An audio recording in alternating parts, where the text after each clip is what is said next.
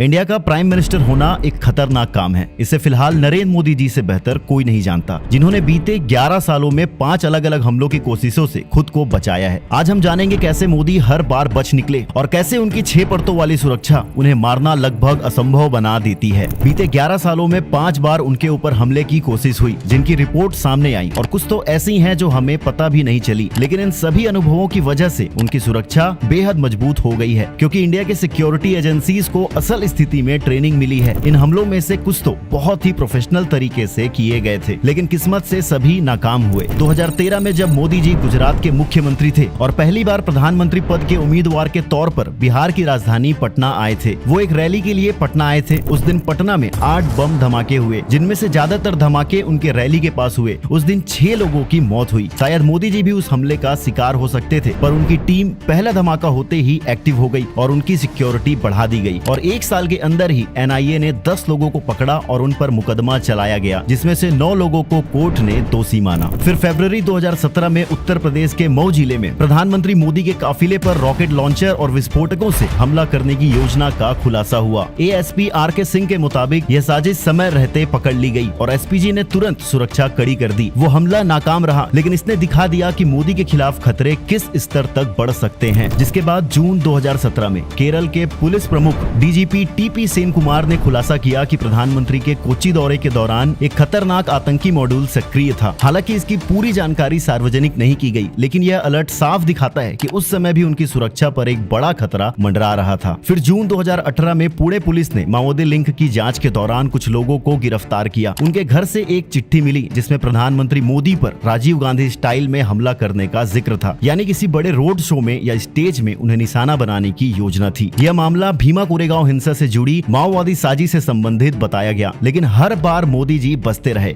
अब आप शायद पूछ रहे होंगे कि आखिर मोदी इतने सारे हमलों से बच कैसे निकले। आप सोच सकते हैं वो दुनिया के सबसे भाग्यशाली व्यक्ति हैं, लेकिन इसमें किस्मत का कोई लेना देना नहीं है। ये सब उनकी 6 परतों वाली सुरक्षा के कारण है, जो उन्हें मारना लगभग असंभव बना देती है। अब ये समझना जरूरी है कि प्रधानमंत्री की जान पर खतरा कोई मजाक नहीं है। भारत के इतिहास में हम पहले ही 2 प्रधानमंत्रियों को हमले में खो चुके हैं। सन 1984 में इंदिरा गांधी को उनके ही अंगरक्षकों ने दिल्ली में गोली मार दी थी और 1991 में राजीव गांधी की तमिलनाडु में चुनावी सभा के दौरान आत्मघाती बम धमाके में हत्या कर दी गई थी। इन दोनों दर्दनाक घटनाओं के बाद सरकार ने प्रधानमंत्री की सुरक्षा को अभेद बनाने का फैसला किया। तभी एसपीजी जैसी इलाइट सुरक्षा टुकड़ी बनाई गई और आज मोदी जी की सुरक्षा दुनिया की सबसे कड़ी सुरक्षा में गिनी जाती है। तो आज के इस वीडियो में हम मोदी जी की 6 परतों की सुरक्षा को डिटेल से जानेंगे और समझेंगे कि कैसे वो सब मिलकर मोदी जी की सिक्योरिटी को अभेद बना देते हैं। थिंक विद एवी में आप सभी का दिल से स्वागत है।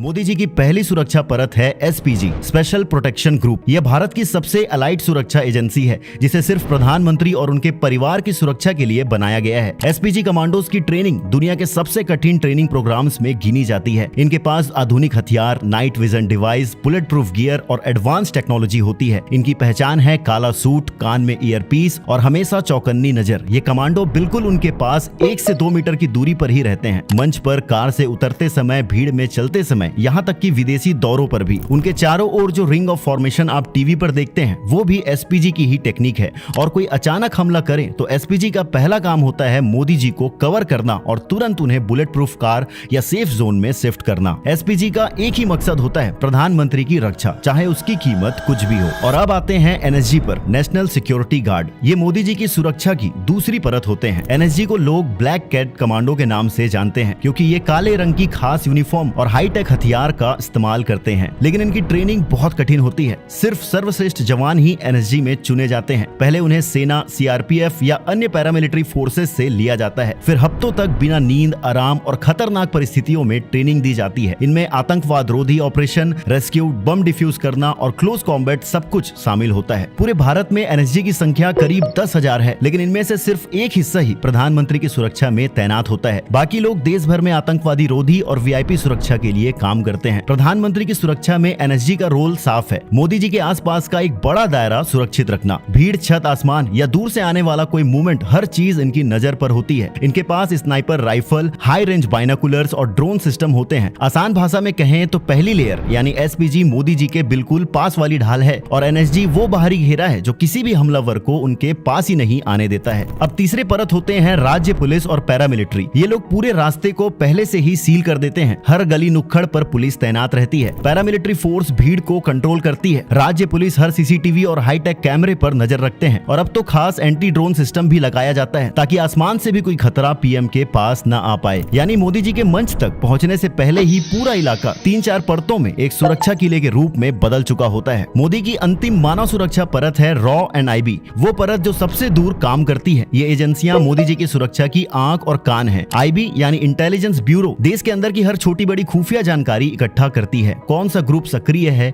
कहाँ कोई अजीब हलचल है, किस रास्ते पर खतरा हो सकता है, ये सब कुछ आईबी इकट्ठा करती है। और raw research and analysis wing Bharat के बाहर की जानकारी जुटाती है। विदेशी धरती से आने वाली किसी भी साजिश या हमले की योजना पर नजर रखती है। इनकी रिपोर्ट सीधे एसपीजी, एनएसजी और पुलिस तक जाती है ताकि सुरक्षा परतें एक दूसरे से जुड़कर काम कर सके। यही वजह है कि मोदी जी की सिक्योरिटी सिर्फ ताकतवर नहीं बल्कि सीमलेस और इंटेलिजेंट भी है। और अगर एसपीजी को, मोदी को अगर सेफ जोन में ले जाना पड़ रहा है तो इसका मतलब है कि पहले से ही रॉ, आईबी, राज्य पुलिस और सभी परतें अपनी ड्यूटी में विफल हो चुके हैं। मोदी के बॉडीगार्ड की ट्रेनिंग बहुत कड़ी होती है और उनकी जिम्मेदारी भी भारी है। मोदी पर खतरा दिखे तो वो किसी को भी पकड़ने या रोकने के बजाय उनका काम होता है उन्हें सीधा खत्म करना। वो किसी को भी मारने के लिए अधिकृत हैं जिसे वो खतरा समझते हैं। पहली लेयर एसपीजी के पास FN हर्सल पिस्टल, MP5 सब मशीन गन, ग्लॉक 17 जैसे मॉडर्न हथियार होते हैं। इनके पास बुलेट प्रूफ ब्रीफकेस भी होते हैं जिन्हें अचानक खोलकर सील्ड बनाया जा सकता है। Kevlar jacket, night vision goggles, laser sights और कम्युनिकेशन गियर हर कमांडो के पास रहता है। लेकिन मोदी की 6 सुरक्षा परतें सिर्फ इंसानों तक ही सीमित नहीं है। मोदी जी की सुरक्षा की 5वीं परत है उनकी कार, जो एक मर्सिडीज मेबैक S650 गार्ड है। ये अत्याधुनिक सुरक्षा तकनीकों से लैस एक प्रीमियम लीमो है जिसे विशेष रूप से वीवीआईपी सुरक्षा के लिए डिजाइन किया गया है। इसके शीशे AK-47 की गोलियों को भी झेल सकती हैं और ये कार 15 किलोग्राम TNT को भी बर्दाश्त कर सकती है। गैस हमलों की स्थिति में इसमें एक आपातकालीन ताजे हवा की आपूर्ति प्रणाली है जो अंदर के वातावरण को सुरक्षित रखती है। इसमें रन फ्लैट टायर का यूज होता है जो टायर पर गोली चलने पर भी हाई स्पीड पर लंबी दूरी तक सफर कर सकती है। इसके साथ ही रेंज रोवर सेंटिनल जो लगभग इसी तरह डिजाइन की गई है जिस पर गोलियों और विस्फोटक का असर ना हो। और उनके सुरक्षा दल एसपीजी BMW कारों का भी इस्तेमाल करते हैं, लेकिन ये मुख्य रूप से उनके एस्कॉर्ट और सहायक वाहनों के लिए होते हैं, ना कि मुख्य वीवीआईपी लीमो के रूप में। फिर आती है हवाई यात्रा जो पीएम के सुरक्षा की 6वीं लेयर है। तो यात्रा अगर छोटी या देश के अंदर ही है तो मोदी जी भारतीय वायुसेना की Mi-17 V5 हेलीकॉप्टर का इस्तेमाल करते हैं। यह हेलीकॉप्टर बुलेट प्रूफ और मिसाइल वार्निंग सिस्टम से लैस होता है। इसके साथ हमेशा एक से ज्यादा हेलीकॉप्टर होते हैं ताकि असली हेलीकॉप्टर को पहचानना दुश्मनों के लिए मुश्किल हो जाए। और जब पीएम को देश से बाहर लंबी दूरी की यात्रा करनी होती है तो आमतौर पर भारतीय वायुसेना के बोइंग 777-300ER विमान का इस्तेमाल करते हैं, जिसे विशेष रूप से एयर इंडिया 1 कहा जाता है। लेकिन ये कोई आम विमान नहीं है, इसे अमेरिका के राष्ट्रपति के एयर फोर्स 1 की तर्ज पर तैयार किया गया है। ये विमान अत्याधुनिक डिफेंस सिस्टम से लैस है। इसमें मिसाइल अटैक को बीच आसमान में ही नष्ट कर देने वाली तकनीक लगी है। इसके अलावा इसमें सिग्नल जैमर भी है जो दुश्मन के रडार और मिसाइल को भ्रमित कर सकता है। इस विमान को पूरी तरह एक उड़ता हुआ कमांड सेंटर बनाया गया है जिसमें सुरक्षित सैटेलाइट कम्युनिकेशन सिस्टम है ताकि प्रधानमंत्री अंतर्राष्ट्रीय संकट के समय हवा में रहते हुए भी सेना को आदेश दे सकें। हर बार जब मोदी जी उड़ान भरते हैं तो उनके विमान को भारतीय वायुसेना के फाइटर जेट्स स्कॉट करते हैं और इन सभी सुरक्षा पर्दों की वजह से मोदी को मारना लगभग नामुमकिन हो गया है। ये सब थोड़ा ज्यादा लग सकता है, लेकिन जब आप जान लें कि मोदी जी पर इतने हमले के प्रयास हो चुके हैं और उनके दुश्मन कितने हैं, तब यह शायद जरूरी भी लगता है।